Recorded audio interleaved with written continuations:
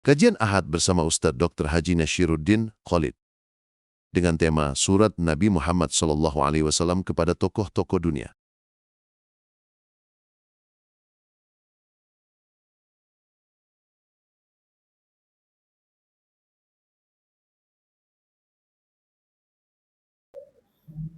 Assalamualaikum warahmatullahi wabarakatuh.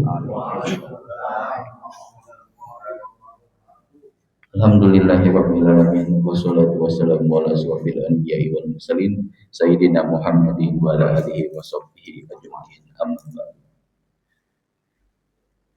Puji dan syukur marilah kita panjatkan kepada Allah Subhanahu wa taala karena atas limpahan rahmatnya alhamdulillah pada pagi hari ini kita masih diberikan nikmat sehat, nikmat iman, nikmat Islam, dan alhamdulillah nikmat panjang umur, sehingga kita masih dapat melaksanakan sholat subuh secara berjamaah dan mengikuti taklim rutin Ahad pada pagi hari ini.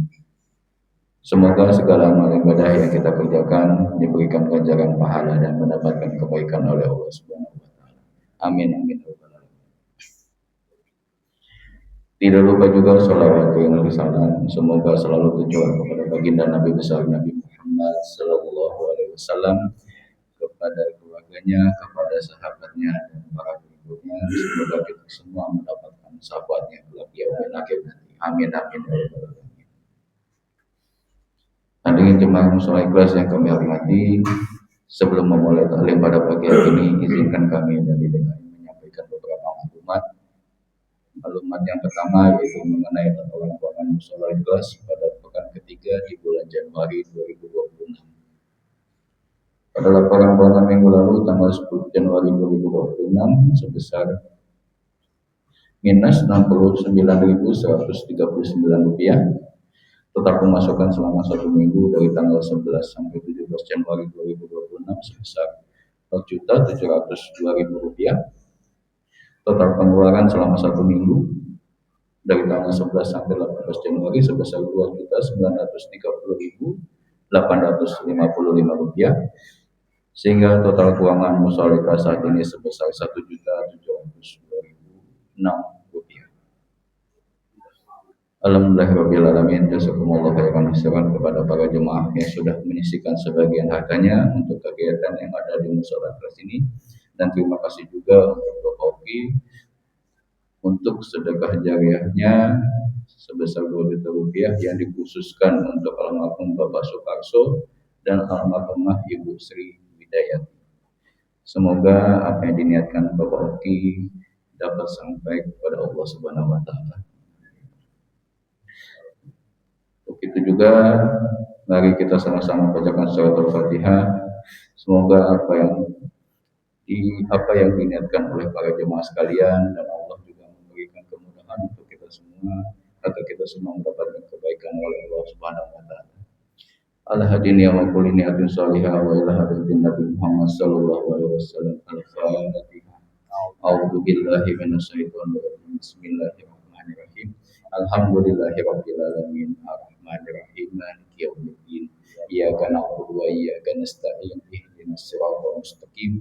Siratal ladzina an'amta 'alaihim ghairil maghdubi 'alaihim waladdallin. Amin. Maklumat yang kedua yaitu mengenai laporan pengumuman mushola ikhlas pada tanggal 17 Januari 2026 atau pemasukan sebesar Rp1.050.000 untuk pengeluaran sebesar Rp900.000, sehingga saldo saat ini sebesar Rp145.000. Alhamdulillah, terima kasih juga kepada para jemaah yang sudah menyisihkan hartanya juga untuk pembangunan mushola ikhlas yang ada di mushola saat ini, karena memang saat ini mushola sedang membutuhkan revitalisasi yang sangat besar, yaitu salah satunya dari pantry, selain itu gapura yang sudah kita hancurkan karena memang harus diperbaiki. Selain itu ada banyak semuanya yang harus kita perbaiki, dari keramik yang sudah mulai retak. Selain itu di sebelah sisi yang utara juga masih belum kita benahi.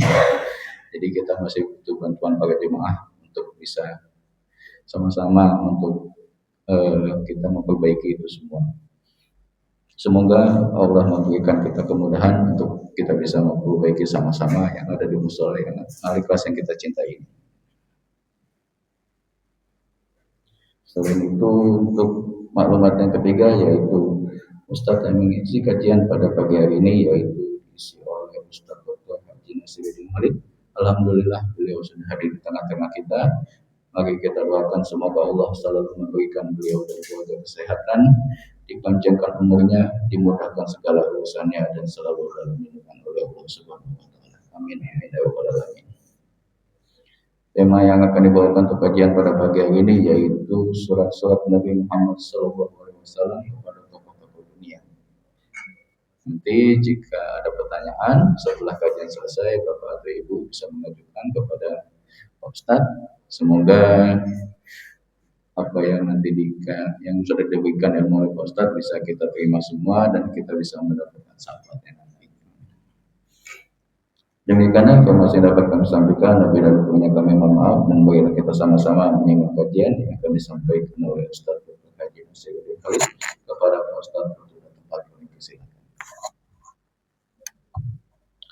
Bismillahirrahmanirrahim. Assalamualaikum warahmatullahi wabarakatuh. Alhamdulillah. Alhamdulillahilladzi arsala rasulahu bil huda wa dinil haqq liyudhhirahu 'ala ad-dini kullihi wa kafa billahi shahida. Asyhadu an la ilaha illallah wahdahu la syarika lahu wa asyhadu anna nabiyyana Muhammadan 'abduhu wa rasuluhu. Allahumma shalli wa sallim wa barik 'ala an-nabiyil karim wa rasulil 'azim nabiyyina wa maulana Muhammadin wa 'ala alihi wa ashabihi wa tabi'in ihsan ila yaumiddin wa sallallahu tasliman katsira. Subhanaka la ilma lana illa ma 'allamtana innaka antal alimul hakim. Wa tub 'alaina ya maulana innaka antat tawwabur rahim. Wa 'allimna min ladunka 'ilman nafi'a ya dzal jalali wal ikram. Hadratul asatidzah wal muhtaramun, para ustaz yang kemuliaan, para sesepuh, segenap pengurus DKI Mushola Al-Ikhlas dan jamaah bapak-bapak, ibu-ibu, jamaah salat subuh Mushola Al-Ikhlas yang insyaallah semua kita dirahmati dan diberkahi oleh Allah Subhanahu wa taala. Amin ya rabbal alamin. Alhamdulillah, pada pagi hari ini kita akan melanjutkan kajian sirah nabawiyah kita yang tadi temanya sudah sudah disampaikan, sudah disebutkan, sudah dibocorkan. Temanya ini terjadi sekitar tahun 7 Hijriah. Tahun 7 Hijriah, Nabi Shallallahu Alaihi Wasallam mengirimkan beberapa surat dakwah dengan korespondensi kepada tokoh-tokoh di dunia saat itu, kepada para penguasa-penguasa besar saat itu. Bapak-bapak, ibu yang kami muliakan, sebelum kita masuki kajian kita ini, alhamdulillah, hari ini tanggal 18 Januari. Kalau tidak meleset, 18 Februari yang akan datang kita memasuki Ramadan. Berarti persis tinggal 1 bulan lagi. Hari ini tanggal 18 Februari, nanti menunggu hisab ru'yat tentu saja. Itu kita akan memasuki awal Ramadan. Ini baru tanggal 28 Rajab. Mestinya sudah ya 9 atau 30 ya saya. Kemarin malam Jumat itu kan 27, malam 1 28, ini 29 Rajab. Berarti persis ya 1 bulan lagi kita masuki Ramadan. Mudah-mudahan Allah Subhanahu wa taala panjangkan usia kita dalam sehat walafiat sehingga bisa memasuki bulan Ramadan, bisa melaksanakan ibadah dengan sebaik-baiknya. Amin ya rabbal alamin. Bapak-bapak, ibu muliakan, kita akan melihat bagaimana Nabi SAW berkirim surat kepada para tokoh-tokoh dunia. Apa isi suratnya dan bagaimana sikap para tokoh dunia di dalam menerima atau merespon daripada surah-surah Nabi Sallallahu Alaihi Wasallam. Dalam kesempatan singkat kali ini kita coba akan menyampaikannya, meskipun tidak seluruh surat-surat itu disampaikan pada pagi hari ini. Bahkan beberapa surat itu, surat Nabi itu konon katanya artefaknya itu masih tersimpan di museum-museum, tapi salah satunya di museum di Prancis. Jadi bukan museum di Saudi atau di ini, adanya di Prancis. Itu dia. Peninggalan-peninggalan itu, bukti sejarahnya itu justru ada itu di museum-museum Eropa. Baik, kalau kita coba lihat pola redaksi nih, pola redaksinya. Pola redaksi surat Nabi itu begini Bapak-bapak. Ibu-ibu gitu. Jadi pola redaksi itu kalau kita sebut boleh, paragraf pertama itu bunyinya min Muhammadin Rasulillah, dari Muhammad utusan Allah, begitu nyebutnya. Jadi dari Muhammad utusan Allah kepada siapa disebut, ditujukan kepada raja siapa? Fa inni ahmadukallah alladzi la ilaha illahu. Lalu setelah tujuan surat itu disebutkan, paragraf berikutnya Rasulullah memulai dengan pujian kepada Allah. Ahmadu fa inni ahmadukallah alladzi la ilaha illahu. Aku memujimu, hai Allah, zat Allah yang tidak ada Tuhan kecuali Dia. Amma ba'd. Lalu kemudian ditambah amma ba'd. Amma ba'd itu kalau bahasa Indonesia adapun selanjutnya. Gitu. Kalau kita sering dengar khutbah Jumat gitu ya, amma ba'du. Dan selanjutnya gitu, setelah bla bla bla bla, selanjutnya kami sampaikan. Itu dia. Itu bahasa Arabnya amma ba'd. Hadza kitabu, ini tulisan gitu. Ini surat dari ini. Azimu disebut gitu, pembesar. Azim itu pembesar negeri apa? Sahibul mamlakah, yang memiliki kekuasaan, memiliki kerajaan. Karena kerajaan-kerajaan itu dimiliki secara pribadi oleh raja-rajanya. Negaranya dikuasai, dimiliki oleh raja-rajanya. Ana ja'ani wafdun alayya. Ini kira-kira meskipun beda-beda ya. Salamun alaika, semoga keselamatan bagimu.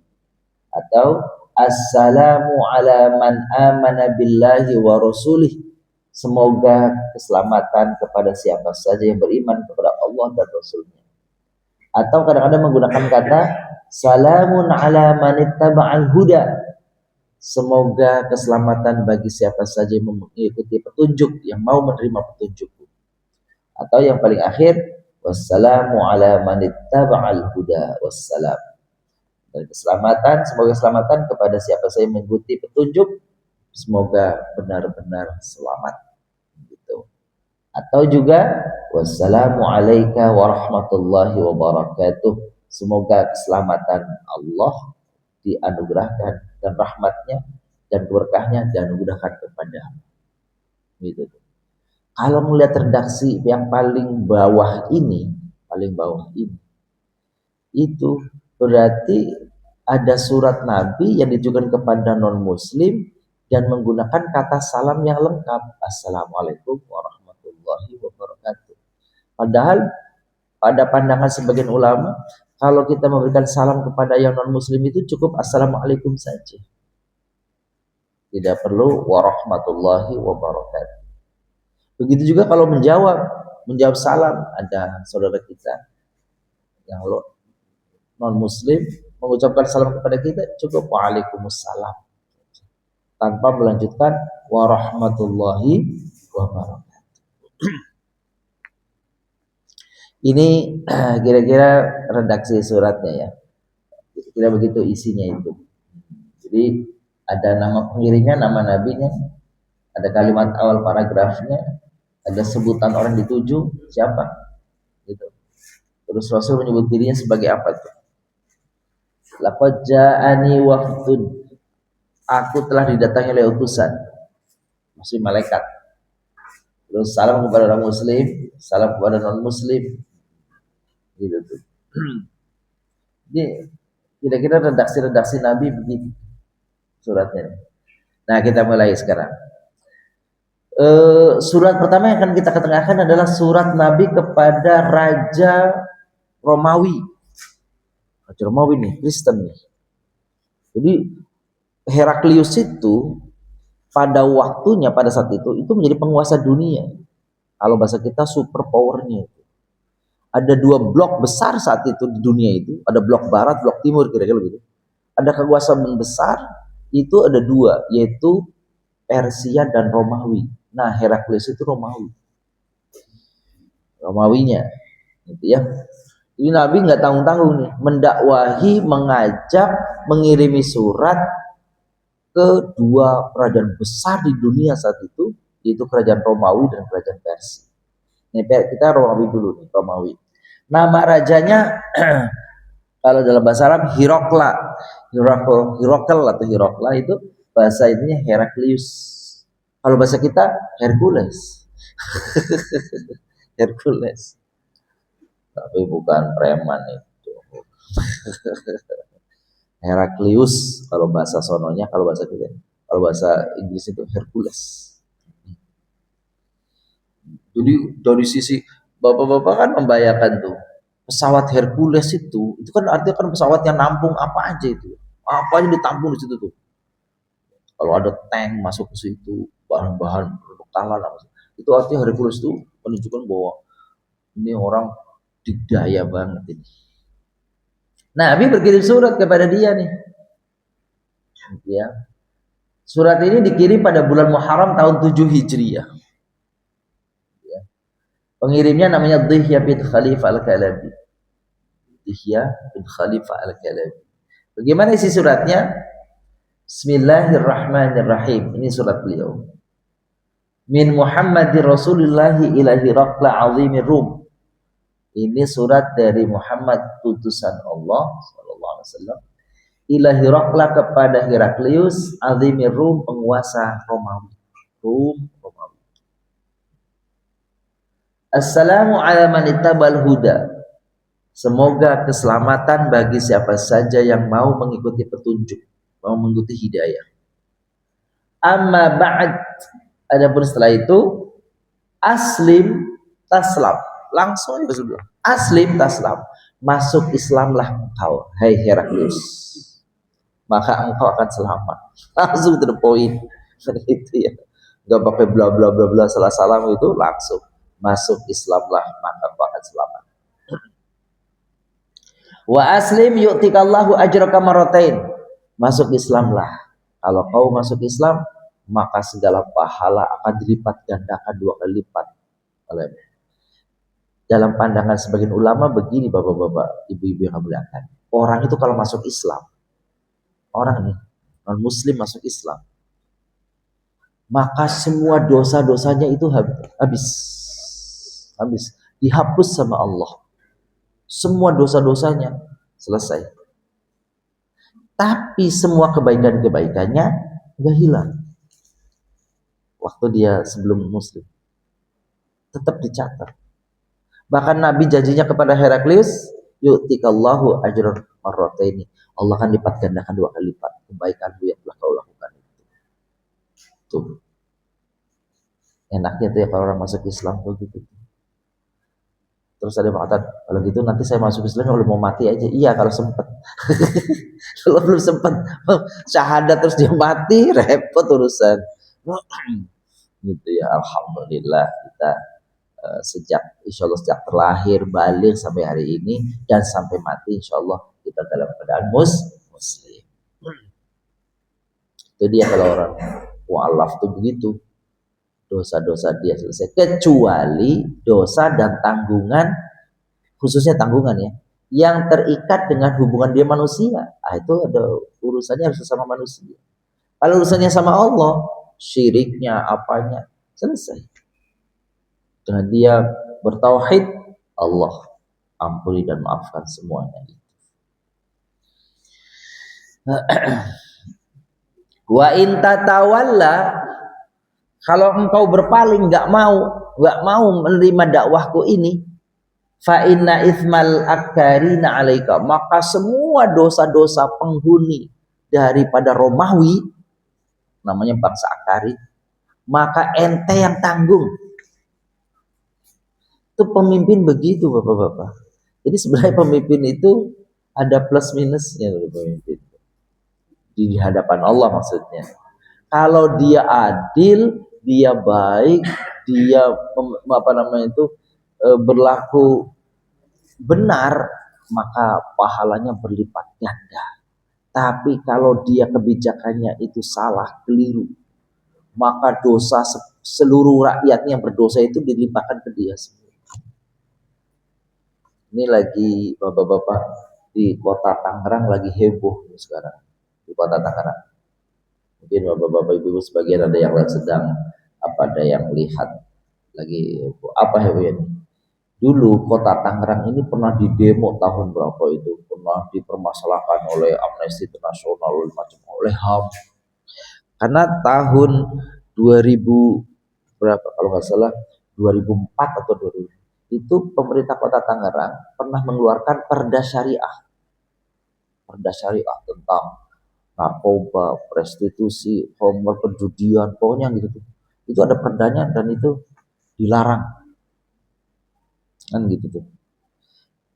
Terus ini lagi heboh sekarang nih, itu ketua DPRD-nya itu mengajukan akan ada lokalisasi perjudian dan perzinahan.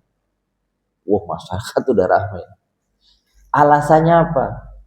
Udah ada perda, agak ngaruh tuh, prostitusi di mana-mana, pinjol jalan terus, perjudian subur aja.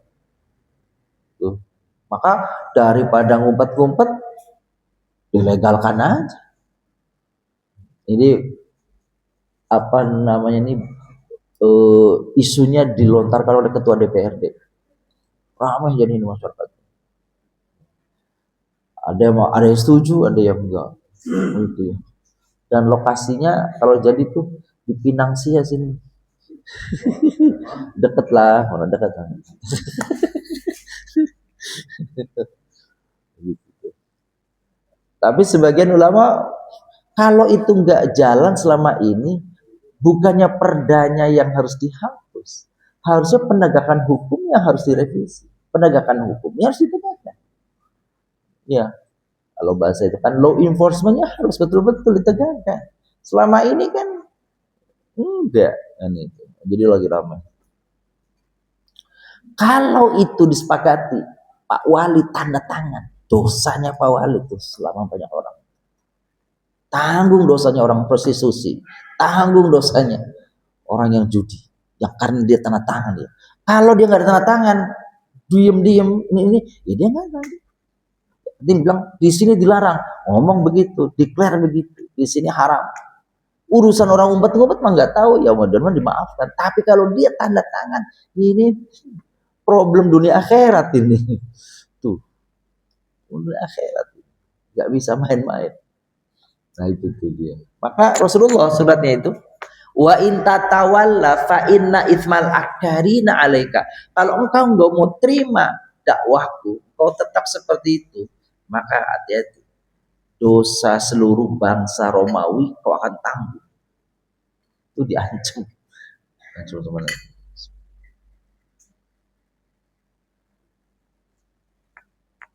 Ini suratnya. Gimana tanggapannya? Tanggapannya Heraklius. Heraklius dan Nabi Muhammad SAW. Ini jadi nggak kelihatan ya. Kelihatan ini agak pudar sudah itunya, warnanya. Nah ini dia nih. Setelah membaca surat dari Nabi tadi, Heraklius mengumpulkan pembesar-besarnya, ya, ajudannya, apa terus kalau bahasa kita itu betul penasihat-penasehatnya, kerajaan, kumpulkan semua. Semula Heraklius disebutkan semula ada isyarat, ada informasi bahwa Heraklius awalnya itu mempercayai, dan nanti ada suratnya, nanti ada ungkapan dia yang disebutkan dalam hadis riwayat Imam Bukhari. Semula Heraklius disebutkan mempercayai kebenaran yang dibawa oleh Nabi Muhammad SAW. Tapi itu dia ketika meminta nasihat, petunjuk, arahan atau pertimbangan dari para pembesar-pembesar atau ajudannya, para penasehat-penasehat kerajaannya, apa yang harus dilakukan? Ternyata penasehat-penasehat kerajaan tetap menahan dia untuk menjadi muslim. Wah, gengsi kita, ini negara terhebat di dunia saat ini, terus takluk kepada negeri kecil, kerajaan kekuasaan kecil, maksudnya Nabi Muhammad kecil itu ya. Namun karena para pembesar dan rakyatnya tidak menghendaki rajanya menjadi seorang muslim, akhirnya Heraklius tetap mempertahankan agama lamanya, Kristen. Ini 7 Hijriah nih.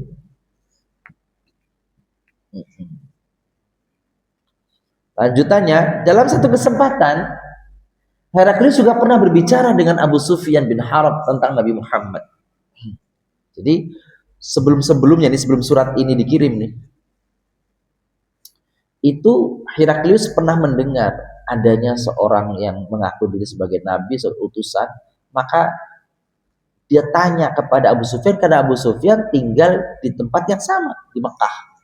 Meskipun surat ini dikirim ketika Nabi sudah di Madinah, tapi berarti berapa tahun sebelumnya nih, waktu Abu Sufyan berada di dan Nabi berada di Mekah. Itu Heraklius pernah bincang-bincang, nanya-nanya tentang Nabi Muhammad, tentang Muhammad Sallallahu Alaihi Wasallam. Jadi dia belum percaya waktu itu bahwa Nabi Muhammad sebagai Nabi. Dalam obrolan itu Heraklius menyampaikan beberapa pertanyaan terkait Nabi Muhammad Sallallahu Alaihi Wasallam, mulai dari nasab hingga akhlaknya. Nah, dialognya kira-kira sederhananya diringkas begini. Abu Sufyan menginformasikan semua pertanyaan yang diajukan Heraklius tersebut dijawab sama Abu Sufyan, dan Abu Sufyan menjawabnya itu meskipun dia waktu itu musyrik, tapi dia objektif jawabnya itu meskipun dia musyrik. Itulah harusnya kalau orang penguasa itu. Dalam hadis riwayat Bukhari dan Muslim, Heraklius mengaku kalau Rasulullah akan keluar. Ya. Namun ia tidak menyangka kalau Rasulullah munculnya dari bangsa Arab Mekah, karena dia mengira apa? Rasul yang datang setelah Nabi Isa itu dia kira akan datang dari Syam. Syam itu wilayah dia, kekuasaan dia, Heraklius. Daerah Syam. Syam itu kan sekarang apa saja tuh?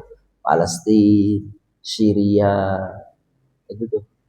Suriah, Libanon. Itu kalau sekarang. Dulu itu kesatuannya namanya Syam. Gitu ya. Seandainya aku tahu, nih kata Heraklius, seandainya aku tahu bahwa aku akan sampai kepada masa itu nanti, ini kan apa namanya, jauh sebelum Nabi hijrah. Ya. Tapi Nabi sudah ada di Mekah. Pasti aku akan ingin bertemu dengannya. Ngomong kepada Abu Sufyan. Seandainya aku ada di hadapannya, kata Heraklius, karena Nabi nih, apa namanya, yang di hadapan Nabi, apa kata dia? Pasti aku akan basuh kakinya. Begitu tradisi di dalam Kristen dalam menghormati orang gitu.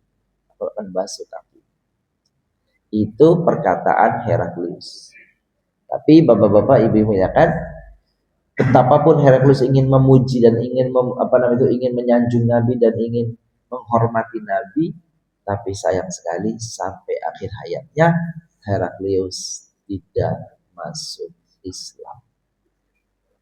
Nabi sudah berdakwah. Begitu kira-kira bapak-bapak, ibu-ibu, kita mengajak orang, mengingatkan orang. Adapun hasil bukan urusan kita. Nabi nggak maksa, nggak mau ya udah. Cuma saya kasih tahu kalau ente mau beriman, ente keuntungannya ini. Kalau enggak, kerugiannya ini. Tuh, gitu. Nah, bagaimana sikap Heraklius terhadap surat Nabi? Heraklius pemimpin Katolik, Romawi yang fanatik. Gitu. Heraklius menerima dengan baik surat Nabi, akan tetapi ia akhirnya tidak masuk Islam. Pembawa suratnya dihormati, cuma bahasanya mohon maaf, keinginan rakyatku dan nasihat-nasihatku menginginkan aku tetap pada agamaku semula. Jadi kalau bahasa kita nih, dia kan penguasa, ngapain minta gitu ya, minta kepada orang petunjuknya. Kalau dia mau ya sendiri aja. Tapi yang kalau kita jauh lebih dalam, kita mengkaitkannya kepada hidayah Allah, berarti memang Allah belum kasih hidayah gitu aja. Bukan belum, nggak dikasih hidayah, sampai mati dia nggak masuk Islam. Ini suratnya ini, bapak-bapak, itu disebut-sebut masih ada di museum di Eropa. Itu suratnya Nabi itu. Tahun 7 Hijriah. Berarti sekarang kan 21. 1440 juga. Berarti sudah 1440 hampir 1500. Itu masih artefaknya itu masih tersimpan. Sekarang surat Nabi kepada penguasa berikutnya. Kalau tadi penguasa barat, ini penguasa timur. Kalau tadi itu Romawi, sekarang Persia. Rajanya namanya Kisra. Sebenarnya Kisra itu bukan nama. Kisra itu gelar, sebenarnya ada yang mengatakan begitu. Seperti juga Kaisar itu bukan nama, itu gelar. Gelar. Kaisar itu gelar. Sebagaimana Fir'aun itu gelar.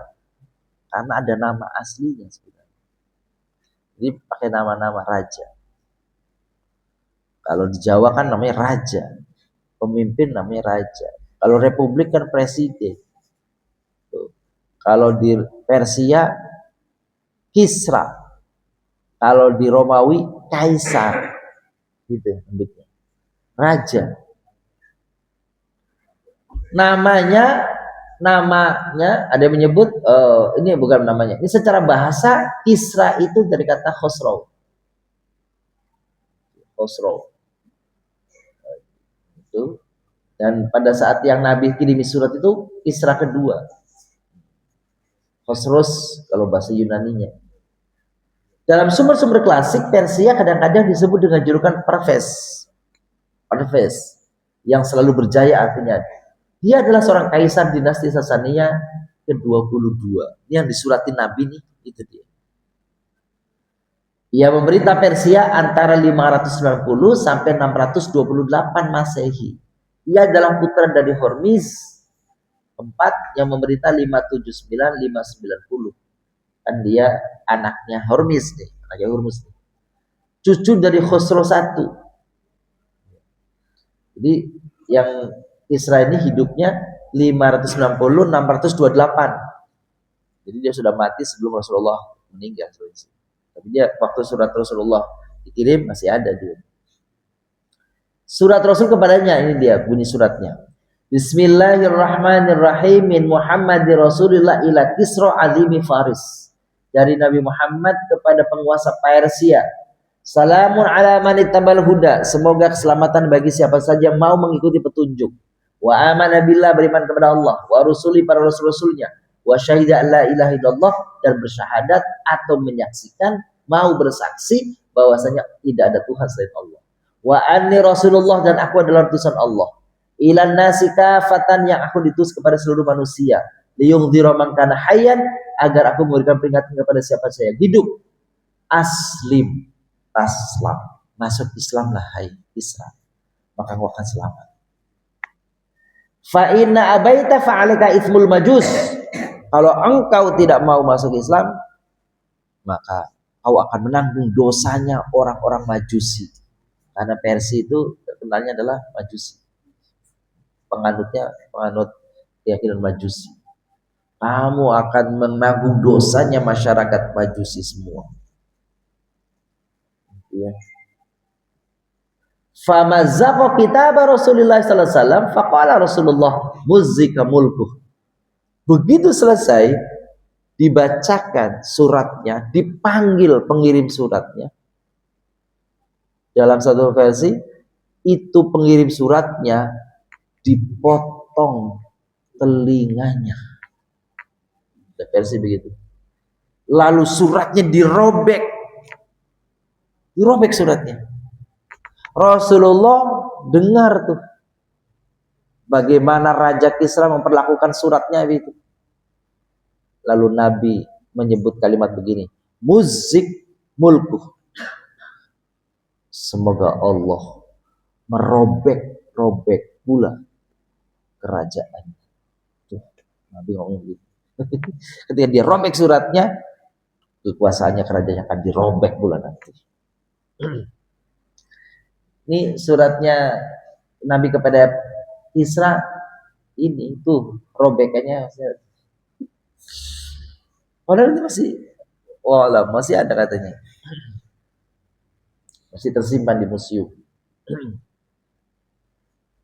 Sikap Kisra terhadap surat Nabi, apakah sama sikap Kisra sebagaimana ditampilkan oleh Hercules?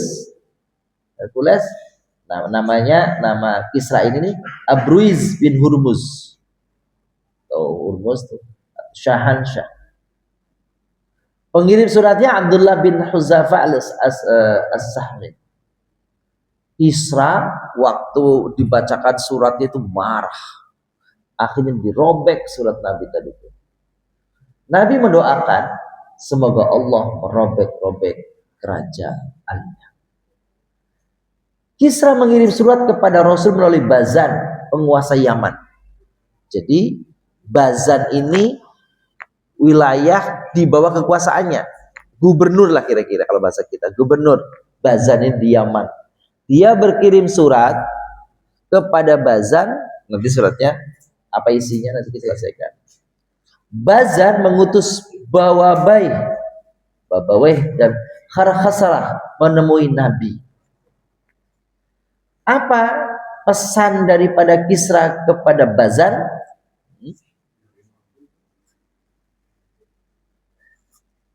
Ya.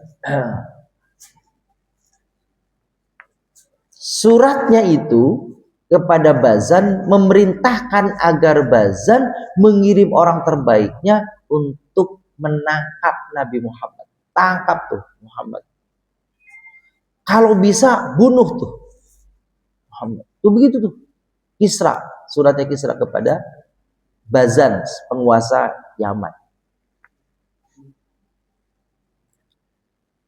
Kisra Syahansyah akhirnya ketika utusan ini sampai ke Madinah mau nangkap Nabi, membunuh Nabi, lalu Nabi ngomong sama utusannya, kamu mengabdi kepada rajamu namanya Syahansyah Kisra itu, gak usah sekarang karena rajamu saat ini sudah mati dibunuh. Siapa yang membunuh Kisra? Yang membunuh Kisra adalah adiknya sendiri. Akhirnya ini dua utusan ini balik ke Yaman menyampaikan, padahal kan waktu itu kan belum ada WA nih. Belum ada telepon. Tapi secepat kilat itu tahu yang terjadi di Kaisar, apa tadi Persia. Dikasih tahu sama Jibril. Kalaupun ada orang utusan yang ngasih tahu dari Persia ke Madinah, jaraknya berapa lama itu, jauh sekali. Yang ke Romawi saja jaraknya itu 700 km. Yang tadi ke Romawi tadi 700 km jaraknya. Itu tuh. Apalagi yang ke Persia, lebih jauh lagi. Akhirnya Dua utusan ini balik kepada yang nyuruh yaitu Bazan. Bazan menunggu informasi dari Persianya kepada dia. Ternyata beritanya benar, maka Bazan akhirnya yang masuk Islam. Ini kalau ini beneran berarti ini Rasul beneran ini mah kok tahu gitu kan? Secepat kilat tahu. Dia sendiri harus begitu lama untuk mendapatkan berita apakah betul si Isra itu mati. Ternyata benar.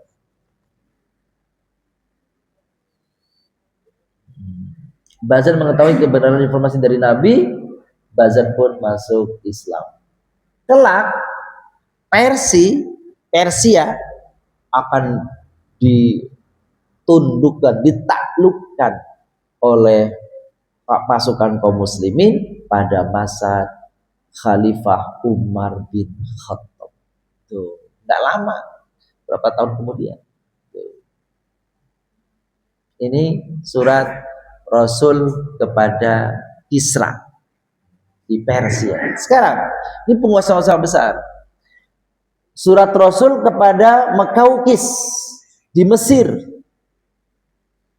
Mekaukis di Mesir. Surat dikirim pada tahun 7 Hijriah. Rasul menawarkan kepada sahabat yang mau mengirim surat kepada Mekaukis. Siapa yang mau mengirim ke sana?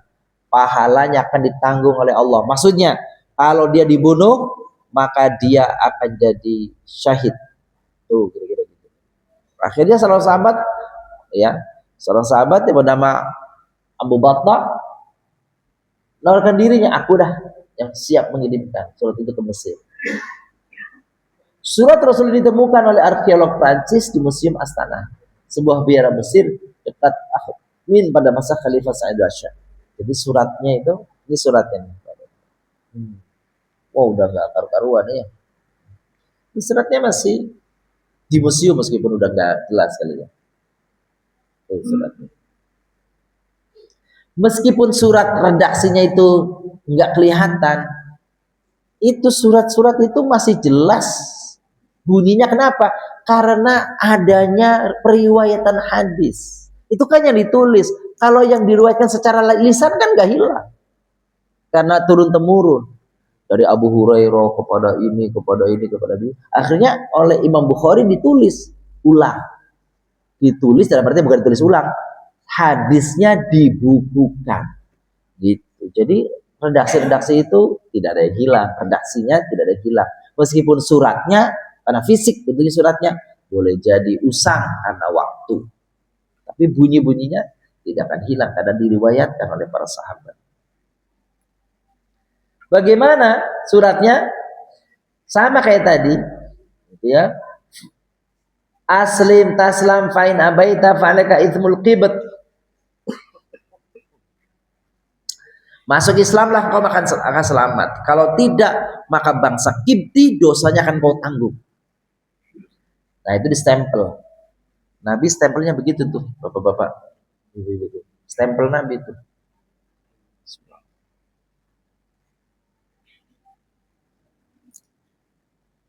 Di stempelnya itu ada Allah, di tengah Rasul, di bawah Muhammad. Cincinnya itu dibuat dari logam, lalu distempelkan. Kalau sekarang pakai emboss, lagi heboh kan. Jadi apa namanya, validasinya tuh ijazah pakai dia pakai cincin, kelihatan tuh dia. Ada sesuatu yang beda berarti kan. Itu bacanya kalau di atas berarti dari Allah kepada Rasulullah, gitu kan? Yaitu Muhammad. Kalau di bawah, Muhammad adalah utusan Allah, Muhammad Rasulullah. Jadi dari atas bawah ke atas itu tuh bisa. Gitu ya. Jadi cincin sebenarnya dibuatkan cincin, dan cincin ini sebagai stempel. Sikap Mekaukis kepada Nabi, gimana? Balasan surat Mekaukis kepada Nabi ini, suratnya. Kepada Nabi Sallallahu Alaihi Wasallam, dia pakai Bismillah. Bismillahirrahmanirrahim. Ini itu tuh pada Nabi. Amma ba'd, aku telah membaca suratmu dan memahami apa yang kamu sebutkan dan apa yang kamu serukan. Aku telah tahu akan adanya seorang nabi, tapi aku kira dia datang dari Syam, persis kayak Kisra tadi. Nggak ngira kalau datang dari Hijaz, bukan dari Arab ya, semuanya juga Arab. Saya pikir datangnya dari Syam, tapi ternyata datangnya dari Hijaz, dari daerah Mekah, dan Jazirah Mekah. Muqawqis tidak masuk Islam, tapi Muqawqis tanda penghormatan kepada Nabi, dia kirim hadiah. Kirim hadiah. Udah, saya terima suratnya, saya hormati, tapi mohon maaf saya tidak bisa mengikuti petunjuk dan permohonannya. Dia kirim hadiah. Hadiahnya apa? Hadiahnya pertama dikirim orang. Hamba sahaya. Kalau hamba saya dihadiahkan, itu berarti sudah jadi milik Nabi. Hak. Karena hamba saya itu kayak barang. Kalau dikasih ya berarti miliknya orang yang dikasih. 4 orang. Maria, Sirin, malah 5 nih. Maria, Sirin, Kaisar, Barirah, dan Habu. Ini diantara 5 ini, satu itu perempuan, cantiknya luar biasa, namanya Maria. Karena dia datang dari suku Kipti, maka nama panjangnya Maria Al-Kiptiyah. Dia didampingi seorang yang melindungi dia, namanya Sirin. Ketika sampai di Madinah, dihadiahkan kepada Nabi, kan jadi hadiah. Halal. Karena sudah jadi milik. Nah, dalam sejarah Maria Al-Qibtiyah itu jadi istri Nabi. Masuk Islam jadi istri Nabi. Lalu gosip bermunculan. Itu kan perjalanan dari Persia ke Madinah kan panjang. Jangan-jangan kata orang lain gosip tuh. Jangan-jangan Maria Al-Qibtiyah yang cantik begitu tuh diapa-apain sama Sirin tuh. Namanya laki-laki berduaan panjang begitu gimana gitu, rame kan gitu. Akhirnya diberi informasi. Benar, Sirin itu laki-laki yang mendampingi Maria Al-Qibtiyah untuk Nabi. Tapi sebelum dia itu dikirim ke Madinah supaya aman ini Maria yang cantik nih, Sirinnya akhirnya dilakukan apa? Dikebiri. Kalau dikebiri gimana aja? Ya apa yang dikhawatir kamu dikebiri? Jadi artinya aman. Tuh. Maria Al-Qibtiyah jadi istri Nabi, dan dari Maria Al-Qibtiyah ini Nabi punya anak laki-laki. 1 namanya Ibrahim. Tapi usia masih bayi, Ibrahimnya meninggal, wafat. Jadi bapak-bapak ibu muliakan, semua anak-anak Nabi yang laki-laki meninggalnya di masa bayi, masa kecil. Kalau yang perempuan terus sampai beranak pinak. Ya Fatimah, ya Ummi Kulsum, ya Ruqayyah, punya anak masing-masing. Ya, Ummi Kulsum punya Abdullah bin Utsman. Umayyah Zainab punya anak namanya Umamah bin Al-Qais. Fatimah punya Hasan dan Husain. Tuh, punya anak semua. Tapi dari laki-laki Nabi Sallallahu Alaihi Wasallam, anak-anaknya meninggal di waktu kecil semua. Anak-anak laki-laki Nabi siapa? 3 orang. Pertama Abul Qasim, kedua Abdullah, ketiga Ibrahim. 3-tiganya wafat di waktu kecil, di waktu masih bayi. Sehingga praktis kalau mau lihat keturunan dari sini nih, memang nggak ada keturunan dari laki-laki, tapi keturunan Nabi dari Fatimah bintu Rasulullah sallallahu alaihi wasallam. Apalagi selain mengirim nih budak nih, Maria dimerdekakan lalu kemudian dinikahi oleh Nabi. Bighal, kuda, keledai, pokoknya hewan-hewan nih kirim sana, kirimkan untuk Nabi. Seperangkat kosmetik, karena di Mesir itu saat itu tuh pengrajin. Terus emas 1000 misqal. Emas 1000 misqal. Contoh madu banta dikirim juga sampelnya madu. Kayu gaharu, kayu nad, kayu misk kirim juga. Bejana dari kaca. Itu tuh hadiah dari Muqawqis. Saya mohon maaf, kata Muqawqis, tidak bisa masuk Islam, saya kirim hadiahnya. Nah, 3. Yang keempat, surat Rasul kepada Najasyi. Panjang suratnya. Isi suratnya di dalamnya Nabi menyebutkan surat Maryam. Tentang apa surat Maryam? Tentang Isa alaihi salam. Bahwa Isa adalah manusia yang dititipkan rohnya oleh Allah, lahir dari wanita suci, namanya Maryam. Sebagaimana Allah hadirkan Adam alaihissalam, Allah ciptakan Adam alaihissalam dari tangannya sendiri, dari debu. Terus begitu tuh. Surat Rasulullah SAW kepada Najasyi tadi dikirim oleh Amr bin Umayyah bin Abd al-Tamari. Terus isi surat masuk Islam tentu saja. Najasyi menerima surat dan meletakkan suratnya di kedua matanya.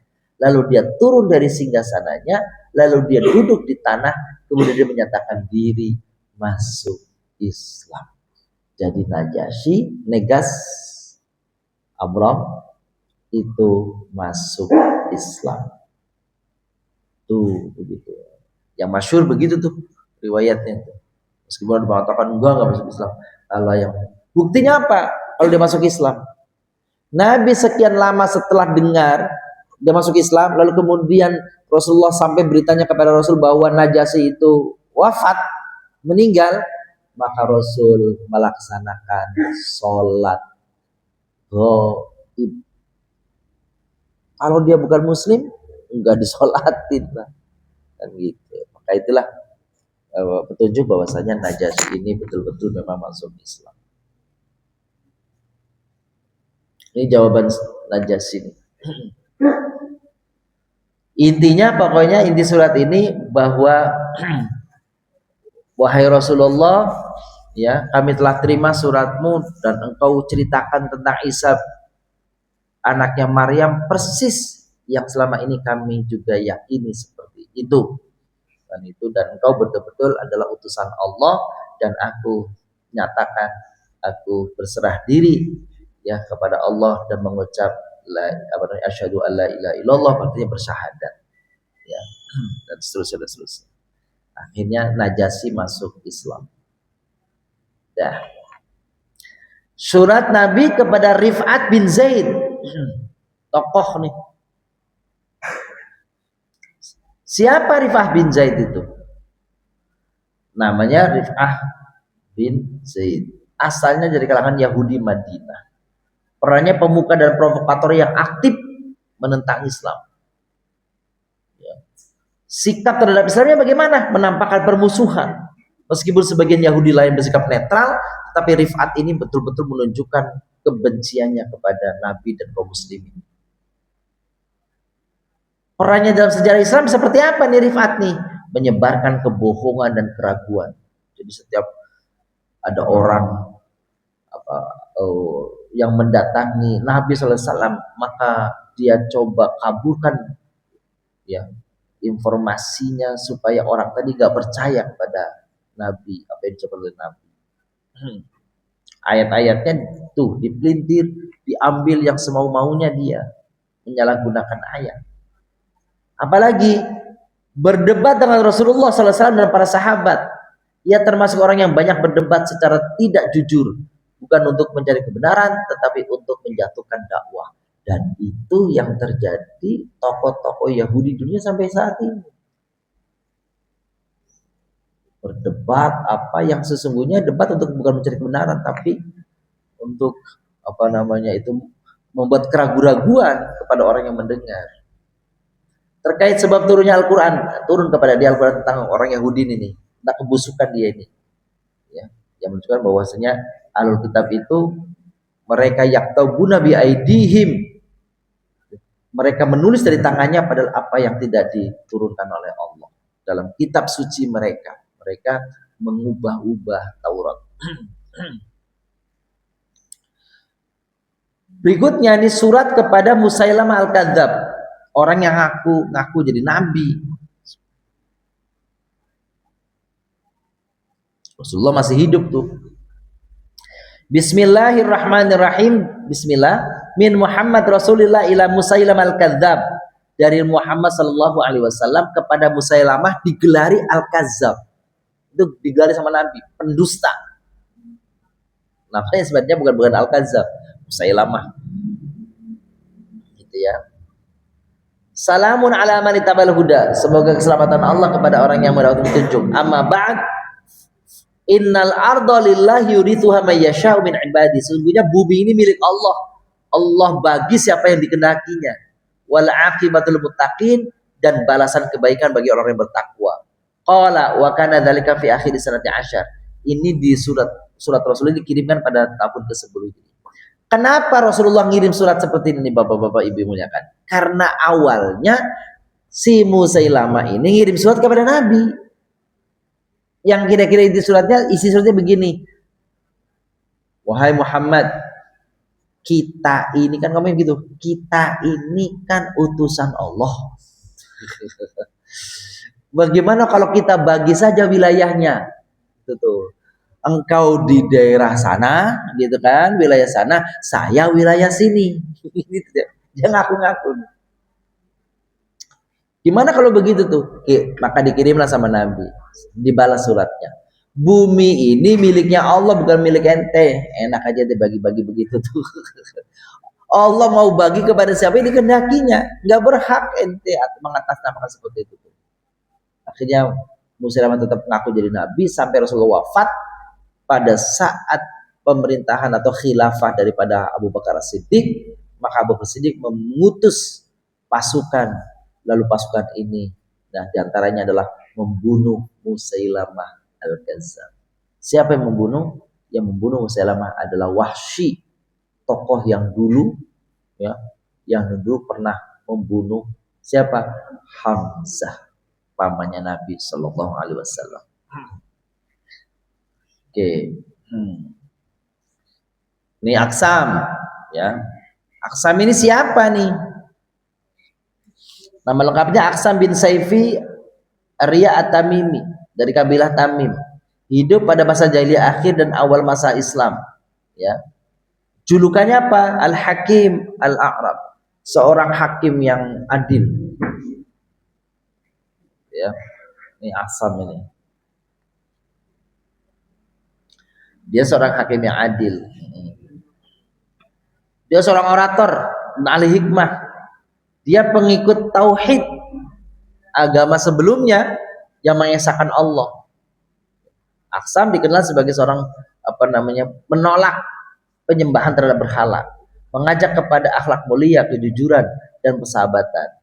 Dia juga dihormati lintas kabilah karena ketokohannya tadi. Tuh. Bagaimana sikap terhadap Islam?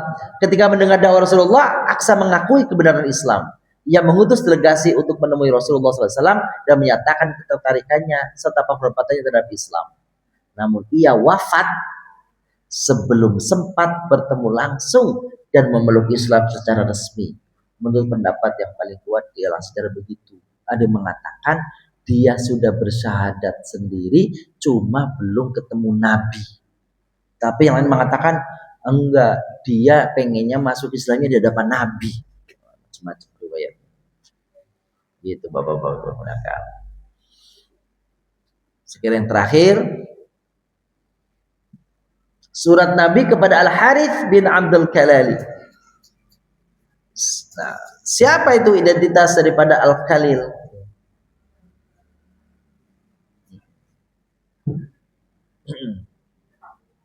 Ya, asalnya Yaman, dari kerajaan Himyar, kedudukannya sebagai raja pemimpin di bangsa Yaman. Kapan hidupnya? Sejak sebelum Islam sampai dengan awal Islam, sampai Nabi hadir dia masih hidup. Bagaimana hubungan Rasulullah? Dan dalam sebagian kitab sirah atau sejarah disebutkan bahwa Al-Harith bin Al-Kalali mengirim surat kepada Nabi Sallallahu Alaihi Wasallam. Surat tersebut berisi pengakuan terhadap kenabian Sallallahu Alaihi Wasallam dan pernyataan keislamannya. Islam di situ dipahami dua. Islam dalam artian dia masuk Islam.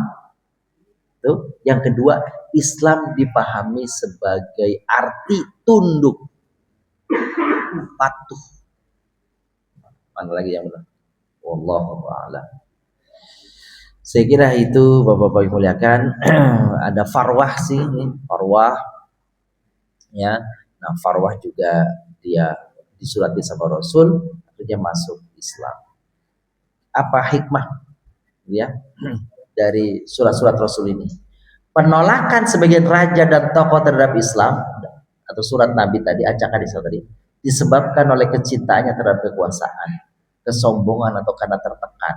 Bukan mereka tidak terima Islam itu sendiri, tapi gengsi. Gitu ya. Sebagian penguasa yang menyatakan keislamannya diperintahkan Rasulullah SAW untuk tetap di wilayahnya, tidak perlu hijrah, tetap silakan tinggal di wilayah. Inilah beberapa surat-surat Nabi Sallallahu Alaihi Wasallam yang mendakwahi para pembesar-pembesar dunia saat itu. Untuk sementara kami cukupkan. Walhamdulillahirabbil alamin. Demikian kajian yang disampaikan oleh Ustaz Dr. Haji Nasirudin. Jika ada pertanyaan dari Bapak Ibu terkait materi yang tadi disampaikan, silakan.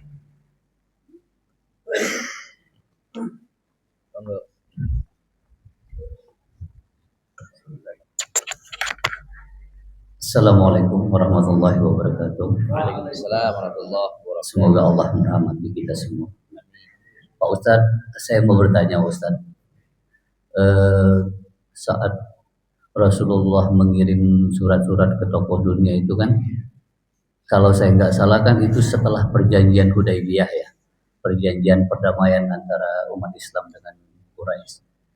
Kenapa Rasulullah memilih menulis surat-surat itu setelah perjanjian ya? Mungkin ada strategi apa ya? Begitu Pak Ustaz, itu aja. Terima kasih. Assalamualaikum. Waalaikumsalam warahmatullahi wabarakatuh. Secara tekstual saya memang tidak mendapati alasan mengapa Nabi mengirim suratnya itu setelah terjadinya perjanjian Hudaybiyah di tahun ke-6 Hijriah. Tapi ada isyarat, kalau kita boleh coba analog daripada kalimat Rasul ini. Apa kata Rasul? Ketika Rasul melakukan perjanjian Hudaybiyah dengan bangsa Quraisy, maka yang isinya salah satunya itu adalah gencatan senjata selama 10 tahun. Kan begitu? Maka ketika terjadi dialog antara Nabi dan sahabat, ada kalimat kira-kira begini nih. Saatnya kita sekarang gak memikirkan Quraisy. Gitu tuh. Saatnya sekarang udah berarti selesai kan? Sama Quraisy sudah 10 tahun sudah damai kira-kira gitu. Gencatan 10 tahun berarti kita udah gak usah mikirin lagi. Kita kira-kira kalau begitu kita beralih kepada wilayah-wilayah lain. Itulah kalau ditanya barangkali kenapa rahasianya itu, saya mengingatnya, kayaknya ada arahnya ke sana. Ketika perjanjian sudah selesai, berarti tentang Mekah adalah dianggap selesai. Kita sekarang coba ekspansi, kalau bahasa ekspansi gitu ya, ke luar Jazirah Arab. Demikian kira-kira, wallahu a'lam. Waduh, syukran.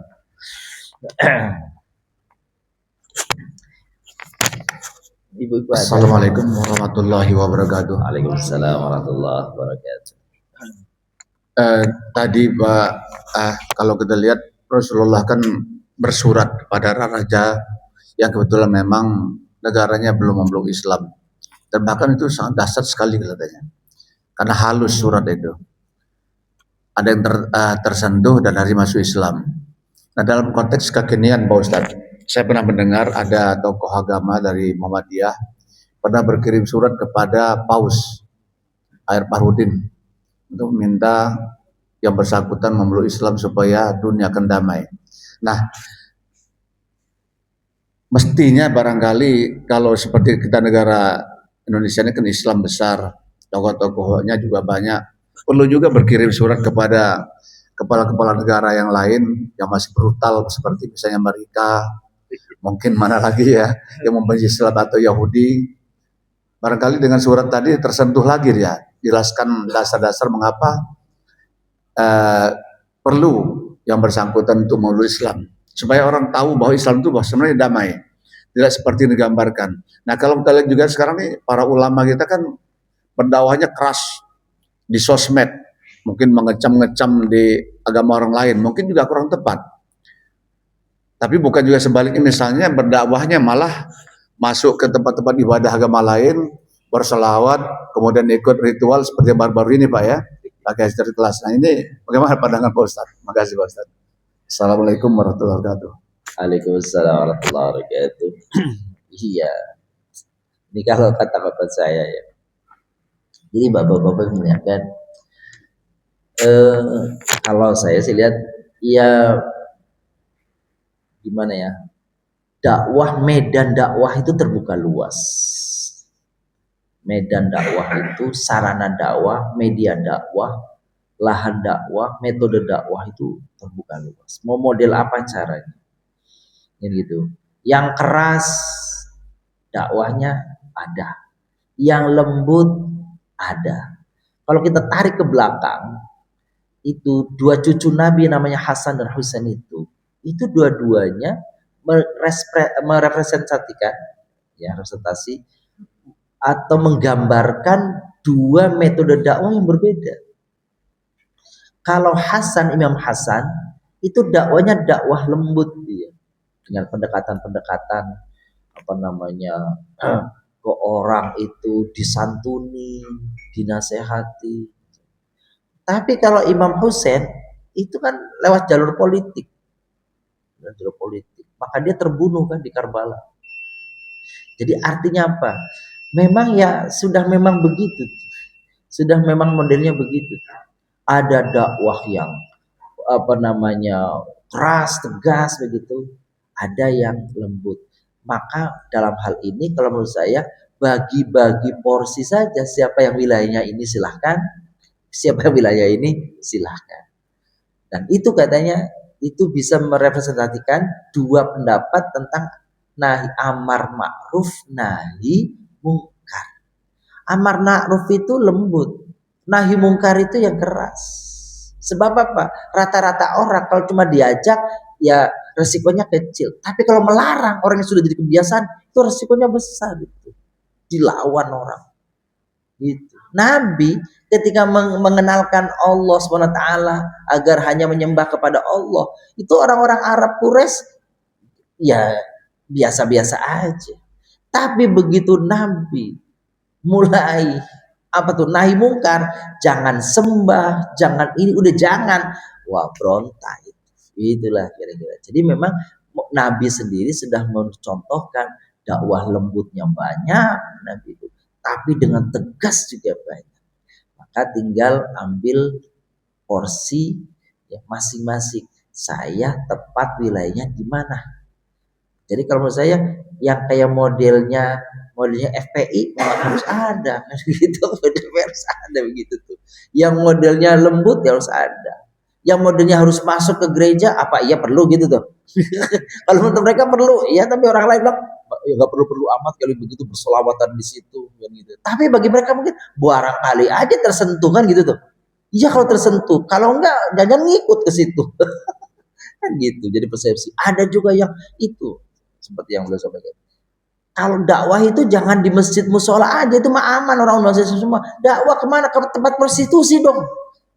Kan gitu katanya tuh. Kiai coba dakwah ke prostitusi. Yang lain ada berseloroh tuh, ada berkomentar. Iya kalau dia masuk Islam, kalau enggak kayaknya jangan-jangan tersangkut di situ, repot kalau begitu. Wah kacau kan, jadi ya itulah tanggapan. Jadi memang tidak bisa orang sama bisa memahami satu persepsi tentang bagaimana metode dakwah. Saya katakan tadi, silakan ambil porsinya masing-masing sesuai kemampuannya masing-masing. Tujuannya sama, mendakwah. Kalau dia mampu mengajak tuh Donald Trump untuk masuk Islam, bagus. Bang lihat diri nih, organisasi atau tokohnya nih kira-kira yang punya nama, yang punya, sehingga yang menerima juga siapa dia nih yang ngirim, kan begitu. Saya kira begitu. Saya setuju sih harus ada yang mengirim surat. Atau besok dari Al-Ikhlas gitu. Gitu ya. Harus ada tokoh besar NU, Muhammadiyah yang baik itu. Ada dari ibu-ibu? Ada nggak ibu-ibu? Nggak ada. Bapak Jaris, iya nih belum lengkap kayaknya kalau Bapak Jaris ini.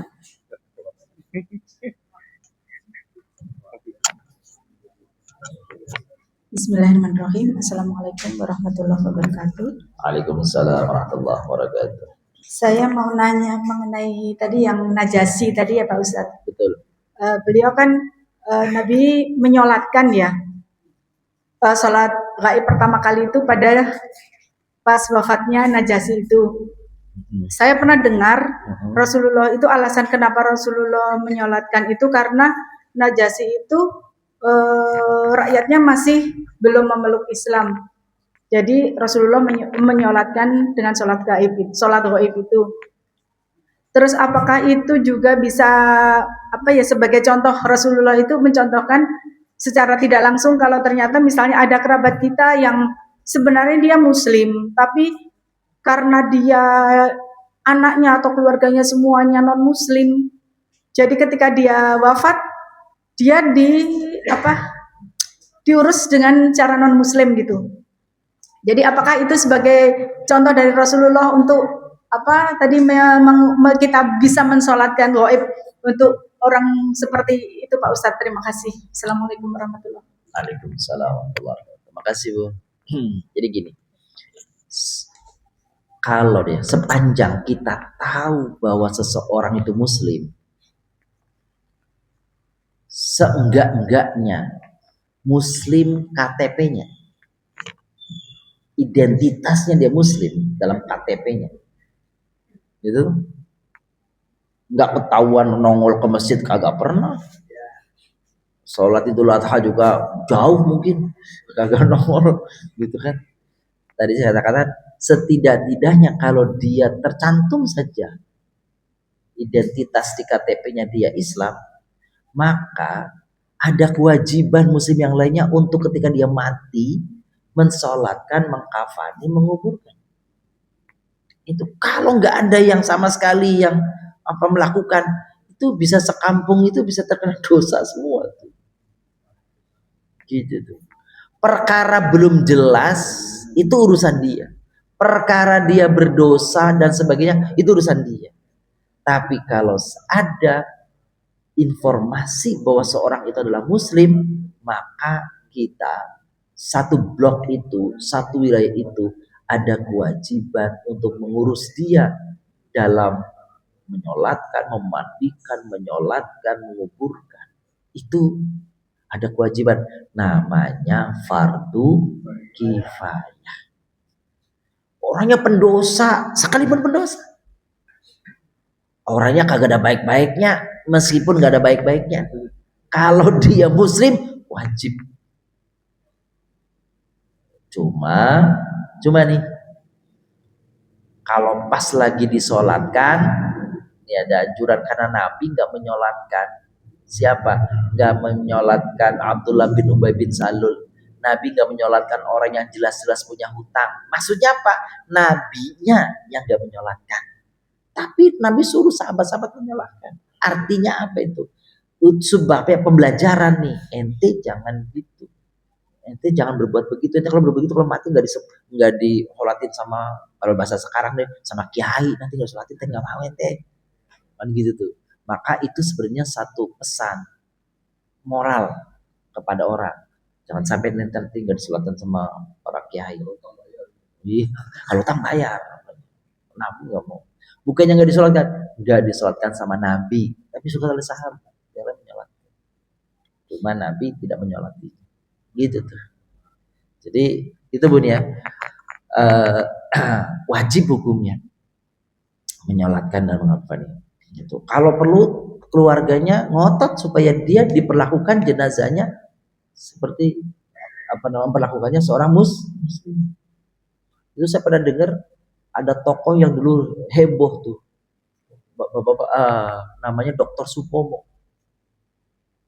ya, Mustopo Beragama, Supomo, Mustopo Beragama, karena dia anak-anaknya gado-gado, ada yang Islam, ada yang Kristen, ada yang Buddha, macam-macam. Akhirnya tuh ini saya baca ya, cuma saya nggak tahu, cuma saya baca. Informasi benar atau tidak, wallahualam.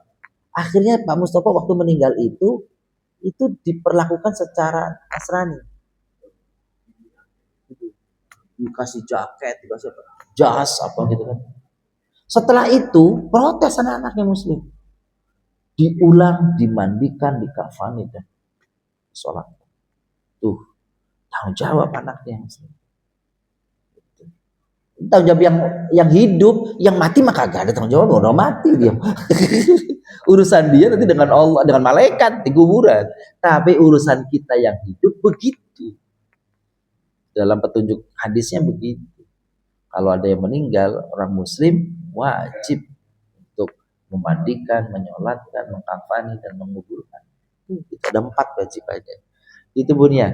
Jadi saya kira memang iya, paling tidak petunjuk Nabi itu kalau ada orang meninggal saudara kita nih dari yang jauh nih, boleh sholat gaib. Musola kita boleh nih, musola Al-Ikhlas nih, kalau misalkan ada dengar orang meninggal, kita layak untuk kita doakan. Sholat gaib habis maghrib atau habis apa? Ya kita sholat gaib begitu. Kenapa?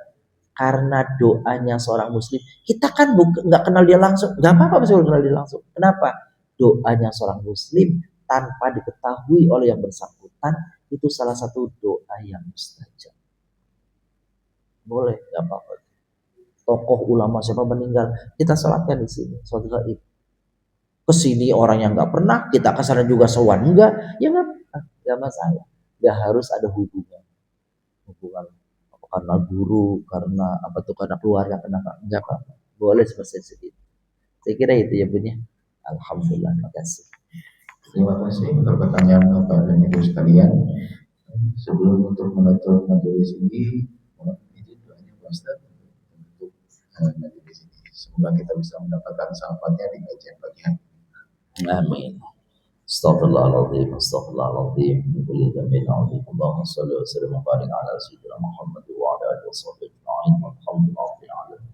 Allahumma ighfir lana wa li walidina warhamhum kama rabbuna shaghira. Allahumma ij'alna wa auladana min ahli al-'ilmi wal khair wa la taj'alna wa iyyahum min syarri ad-dayyin. Allahumma ij'al jam'ana hadha jam'an marhuma waj'al tafarruqana min tafarruqan ma'suma. Rabbana atina fid dunya hasanah wa fil akhirati hasanah wa qina adzabannar. Sallallahu ala nabiyyina Muhammad wa ala alihi washabbihi wasallam. Walhamdulillahi rabbil alamin. Sebelum kita sama-sama membaca Fathul Majelis, ada sedikit info bahwa dari Sholat Kelas sudah menyediakan rompi untuk jemaah laki-laki agar kita bisa sama-sama untuk memakai pakaian yang layak untuk berhadapan untuk beribadah. Jadi untuk rompi nanti sudah ada, mungkin memang tidak banyak, tapi untuk membantu kita untuk memiliki pakaian yang layak pada saat beribadah untuk berhadapan di Allah Subhanahu wa taala. Bagi kita sama-sama untuk berdoa pada majelis subhanallahumma wa bihamdika asyhadu an la ilaha illa anta astaghfiruka wa atubu ilaik.